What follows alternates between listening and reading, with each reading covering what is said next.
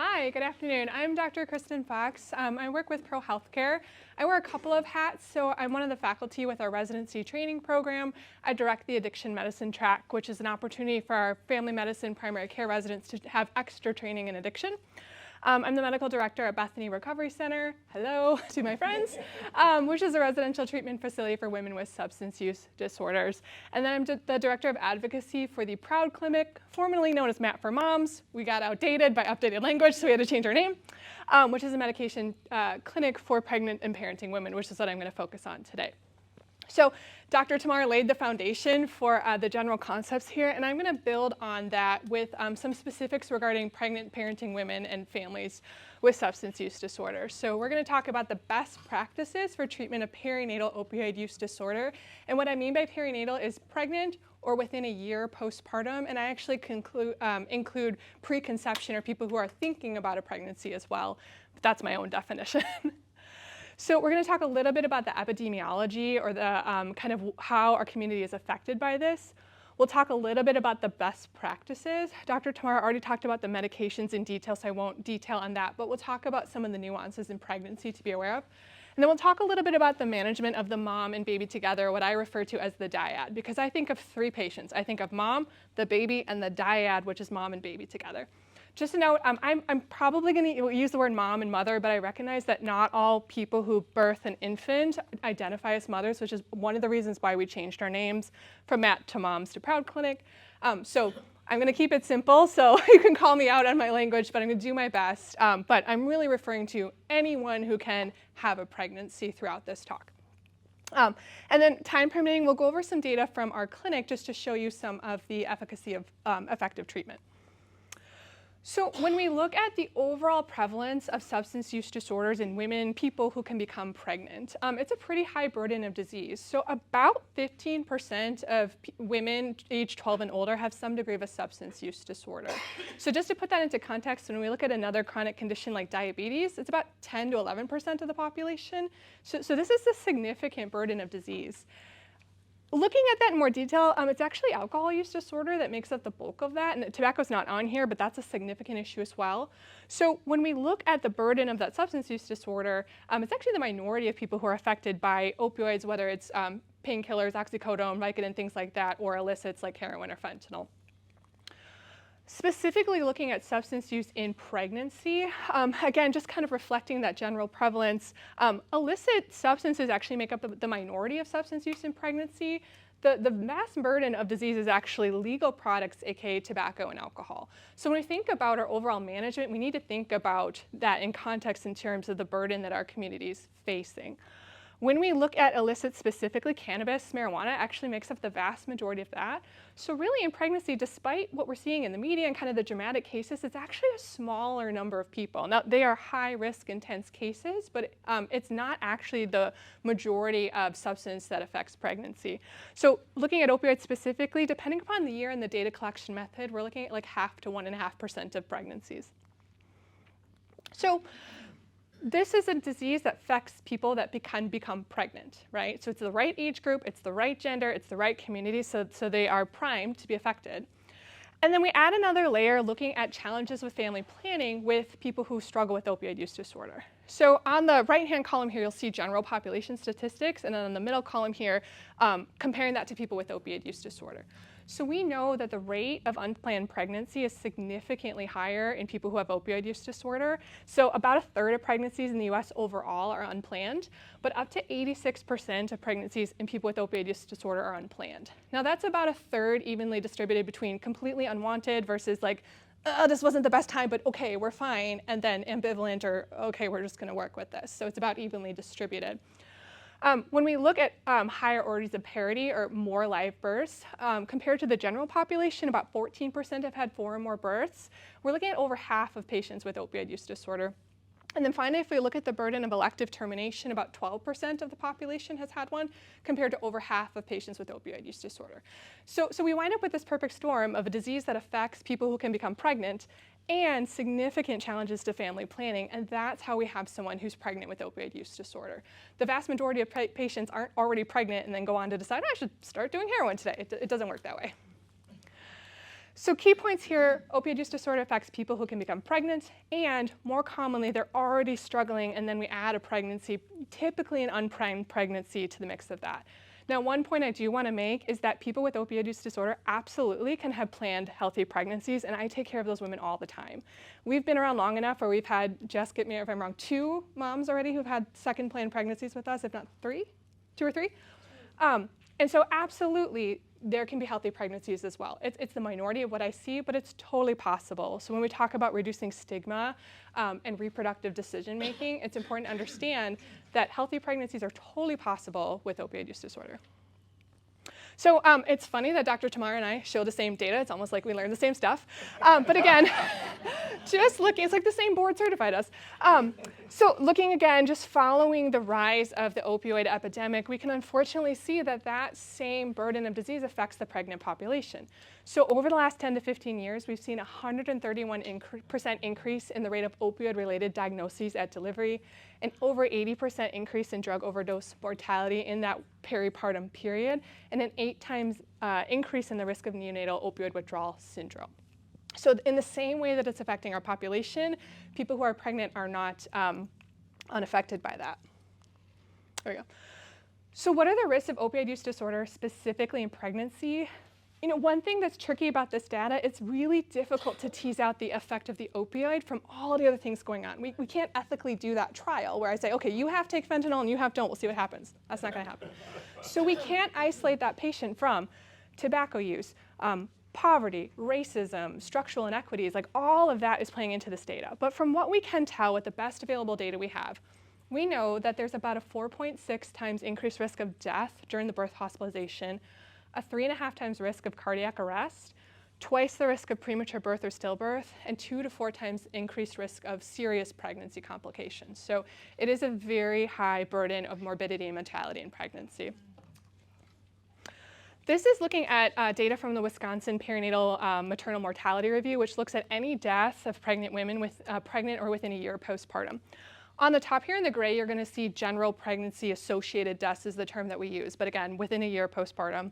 And on the bottom in blue, you're going to see substance overdose specific. So this is not opioid specific. This is all substance-related overdoses. From 2016 to 2019, we had about 52 overdose deaths confirmed.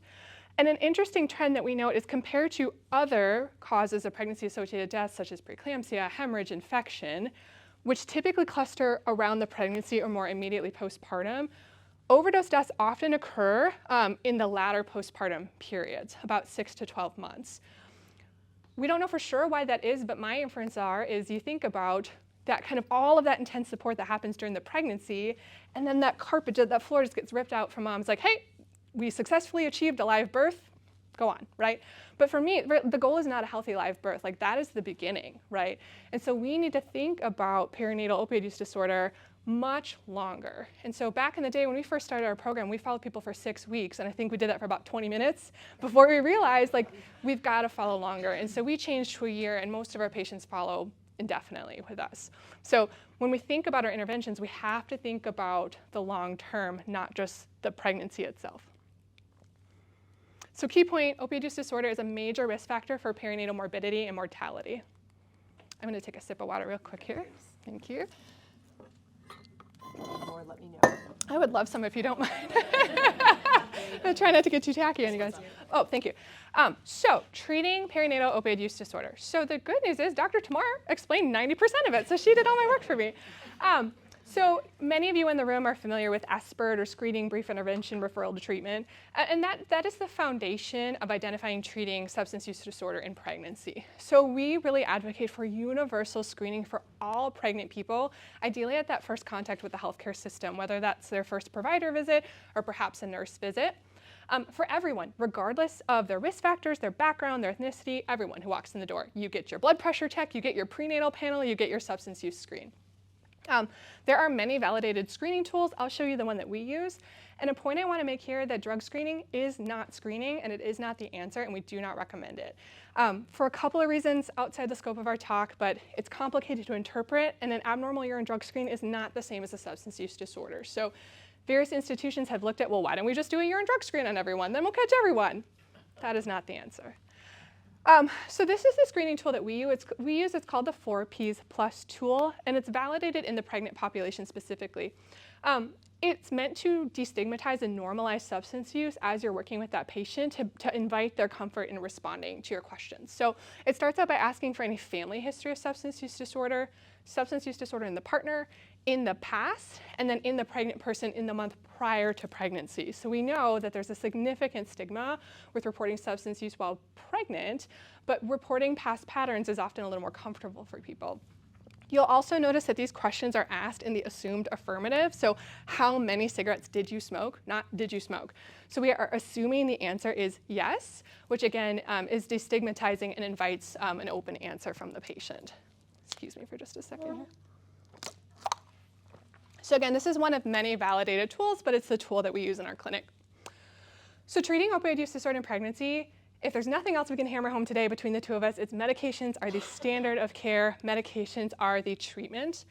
In pregnancy, we prefer methadone or buprenorphine for multiple reasons. If someone is coming to me already on Vivitrol or asking about Vivitrol specifically, we will have a very detailed, informed consent conversation. There's a minority of patients who have been stable on Vivitrol for many years, naltrexone, and we elect to continue with close monitoring.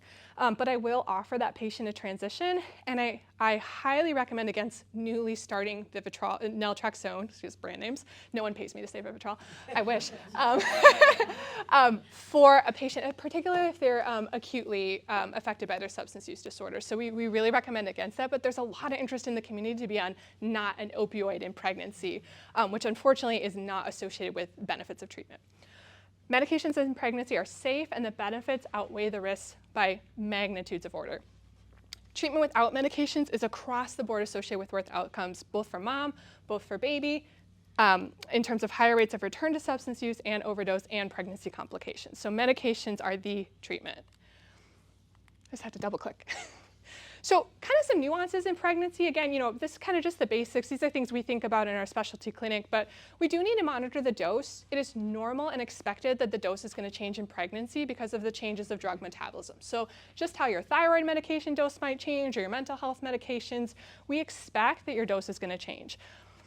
Dr. Tamar was kind of alluding to this, is there's a lot of stigma around the number, the dose, and particularly in pregnancy, our patients are wanting to do everything they can for the health of their baby, and so they worry about increasing the dose. And so we have to talk a lot about educating on the pharmacology of these medications and reducing that stigma to, again, as Dr. Tamar was saying, it's the dose that keeps you stable, out of withdrawal, feeling normal. That is the right dose for you, whatever that number is. So very normal to have to change the dose or divide the dose multiple times a day to get the right treatment for that patient because of how pregnancy changes drug metabolism. So it's not a change in the status of the addiction, it's a fact of how the medications work. Really important point here is that there is no connection between the dose of medications and the risk of opioid withdrawal in the neonate. So it's a common misconception, but data does not support that at all. What data does support is mom being stable and reducing other substance use, particularly nicotine, is what is supported. There's no great evidence to guide fetal monitoring, but we do growth scans and just monitor the development of the pregnancy. Oftentimes there are additional risk factors, such as high blood pressure issues or diabetes, tobacco use, other things. So these patients are often monitored with a subspecialty maternal fetal medicine specialist as well. And then in terms of labor and delivery, it's actually pretty straightforward. There aren't that many differences. There's a couple of medications we can't use because they interact with those medications. And if someone's having a surgical delivery, like a planned C-section or even an unplanned C-section, we have treatment options for their pain as well. But other than that, their labor and delivery is pretty straightforward. So that's probably one of the most common fears I see in my clinic is worrying about delivery, but it's very similar to a standard delivery. So benefits, in addition to all of the ones Dr. Tamar was talking about for the general population, in pregnancy specifically, we see a 97% reduction in non-fatal overdose. So it's just unequivocally life-saving treatment for two lives, right? We see improved maternal outcomes, so a decreased risk in not only substance-related complications, but pregnancy-related complications. A decreased risk of infections, so things like sepsis or abscesses, heart infections from IV use, all of those decrease. And improved engagement in treatment and mental health conditions when people are on medications for opioid use disorder. We also see improvements in neonatal outcomes, so reducing the risk of preterm birth, reducing the risk of unplanned separation or child welfare involvement, with no increased risk of neurodevelopmental harm in the neonate. This is, again, tricky to tease out, right? Because we're looking at this family in the context of poverty, structural racism, all those things. But as best we can tell from the data, there is no connection between being on medications for opioid use disorder in pregnancy and long-term developmental effects in the child. So just illustrating this graphically, this is data from a very large study of Pennsylvania Medicaid patients, and they followed 13,000 pregnancies. On the x-axis here is the cumulative weeks of treatment. So this is not weeks of pregnancy. You recall a normal pregnancy is about 40 weeks. This is total number of weeks on treatment. And then on the y-axis here is the probability of overdose. So as the cumulative weeks of treatment increase, the probability of overdose decreases. So if you're on treatment for your full pregnancy, about 40 weeks, that is where the biggest bang for your buck is. So the more you're on treatment, the longer you're on treatment, percentage of pregnancy-wise, the lower your risk of overdose.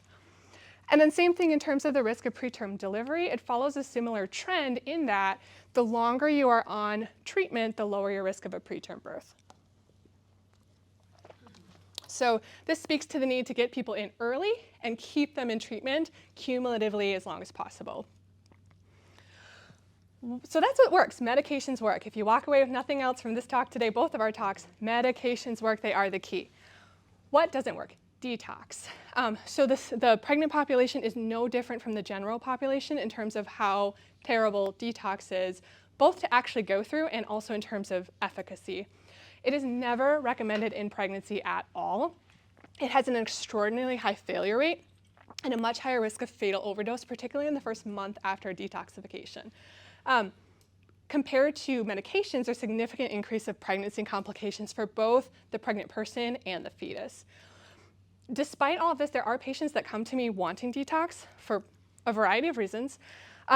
I won't turn them away, but we have a very, very long conversation about the risks of that, and if that is ultimately what they choose, that has to be monitored very carefully, and quite honestly, we really just try to discourage that. But we won't not treat them if that's what they elect, but that's after a lot of education and really trying to figure out what their sticking point is. And often that sticking point is stigma and lack of understanding of what these medications actually do. And if they choose not to proceed initially, it's always an option to start or restart. What else doesn't work? Unfortunately, behavioral treatments alone do not work. It's essentially equivocal to detox.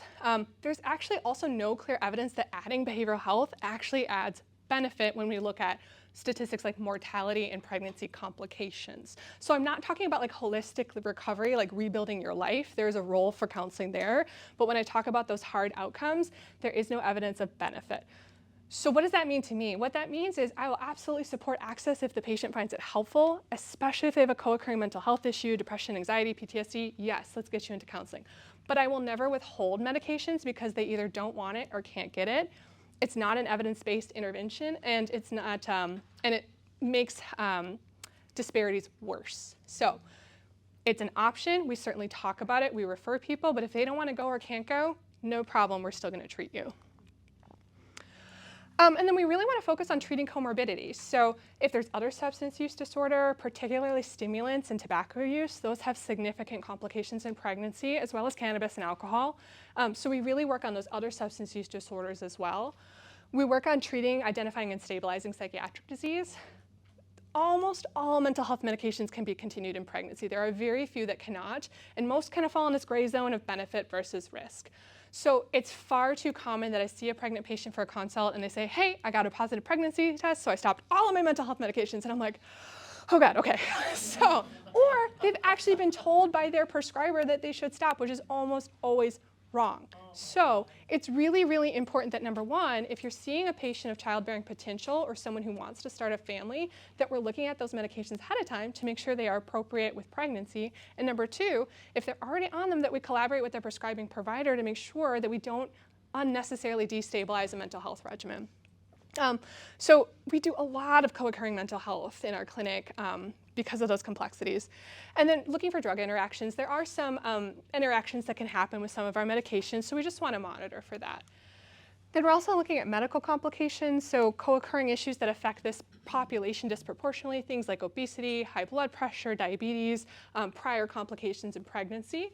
And then we also look at specific complications like infections, hepatitis C, HIV as well. So key points here, again, medications are the standard of care, and there are numerous positive outcomes for all involved with appropriate treatment.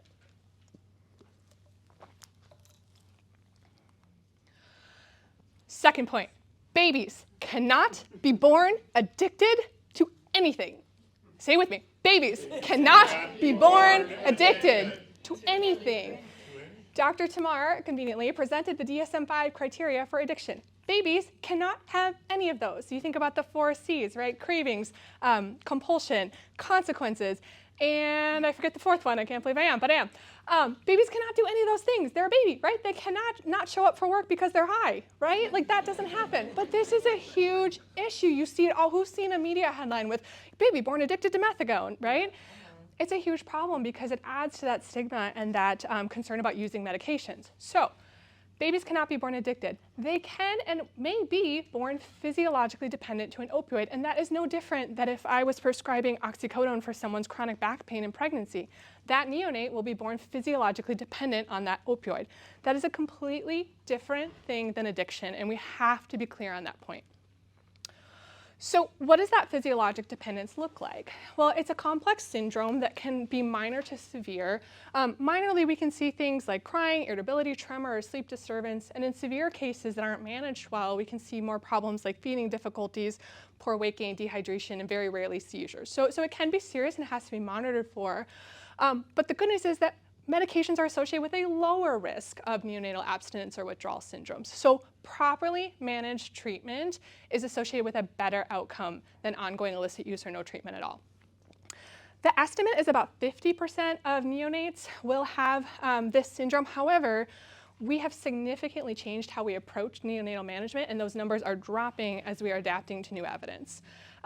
We do know that buprenorphine is associated with lower risk than methadone overall. So as we're talking about medication choices, that is something that we talk about, but we would never withhold methadone that is appropriate because of withdrawal as the only consideration. So it's a complex conversation I have with people. And then we know that stopping other substances is also really important. So I keep hammering home nicotine, but it's huge. If we can get you off nicotine before delivery, that's really going to help us. So back in the day, and I actually got to meet Dr. Finnegan, who was the designer of the original, I know, right? She looks like Mrs. Frizzle, kind of. So she was the original researcher that developed the old school neonatal withdrawal scale that we used to use, which basically looked at like 20 different things in terms of vital signs and jitteriness and feeding, all of these difficult to measure subjective things, and basically spits out a number and tells us providers, this baby needs to be in the NICU and this baby needs morphine. So what we found was we were likely over-treating infants. So newer data looks at what's called eat, sleep, console, which basically is a more functional approach looking at, can this baby do what the baby should do? Can they eat? Can they be consoled? Can they rest? And can they sleep? And is the baby growing? Are they maintaining their hydration? And if they can do all those things, that baby is almost certainly doing well. So this approach really emphasized keeping the dyad together. So rooming mom in with baby, keeping the baby out of the NICU whenever possible, clustering our cares, creating a supportive environment where that infant can thrive. When necessary, we still escalate our care. It's not that we don't treat withdrawal. That's a common misconception. But we try to do that care together. So even if that infant needs a dose of medication, we can still do that in the normal nursery with some additional monitoring. With this approach, we have a 63% less likelihood of needing to use medications, a 50% reduction in NICU admissions, and we're discharging people about a week earlier from the hospital with no change in neonatal outcomes. So it has been a huge shift in how we manage the neonate. Breastfeeding? Yes, absolutely. We want to support breastfeeding in this population. It has a myriad of benefits for both mom and baby. I could talk for an hour. I will be at the Wisconsin Society of Addiction Medicine meeting in October if you'd like to hear me. But we know that there are very low levels of these medications in breast milk. It is absolutely safe to breastfeed. And breastfeeding, it is the act of breastfeeding, not just the milk, that is a treatment for neonatal opioid withdrawal syndrome. So we really want to support these families in breastfeeding, both in the hospital and then out in the community as well. Don't get me on my soapbox about breastfeeding friendly policies. Really rare true contraindications, which we won't go into detail today, but almost always it's okay. So key points here, the risk of neonatal opioid withdrawal or neonatal abstinence syndrome, that's what NAS stands for, is lower when opioid use disorder is properly treated, and mother is the medicine. So unfortunately, we still face significant treatment gaps. So only about half of pregnant people who would qualify for treatment actually get it. And there's a myriad of barriers: stigma, misconceptions, blatantly incorrect information, even from healthcare providers, even from obstetricians and midwives and family physicians, just straight up wrong. Lack of access, this is difficult care and it requires a subset of skills. So there just aren't that many people that do this. And then legal and child welfare concerns from the client and the community as well. And then inequity, we know that people of color are overall less likely to receive medications for opioid use disorder, and they face disproportionate barriers in terms of transportation, finances, childcare, time off work, you name it, it's an issue. So we have a long way to go. How am I doing on time, Terry? Can I have 2 minutes? Is that okay? All right. So in our last couple minutes here, I'm just going to go over our 5-year outcome data from our PROUD clinic. We started seeing patients in about 2018, and this data goes up through 2023. So in our clinic, we try to create a multidisciplinary circle around the mother-infant dyad. So that team is led by a family physician that's skilled in both obstetrical care and addiction care, as well as broad-spectrum primary care.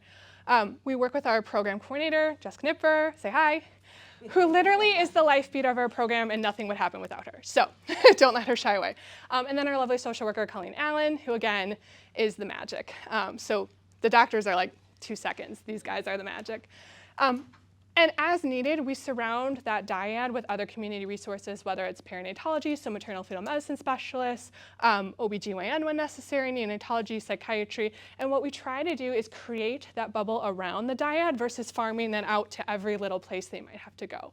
So we really try to create that one-stop shop where they can get almost all of their services in one place. Really, our program thrives on intensive case management. So if it was not for the outreach efforts of our social worker and our program coordinator, we really wouldn't have the engagement rate that we do. So of our 65 referrals, we had an 85% engagement rate, which in the substance use world is incredible. So it really speaks to their just incredible efforts. Of those 65 referrals screened in, 55 engaged, and we had 47 completed pregnancies. More than 80% of our patients attended more than 6 prenatal visits, which is significantly above average in terms of prenatal care for this population. In terms of treatment outcomes, about 86% of our patients achieved early remission, which is 3 months of remission, and 75% achieved sustained remission.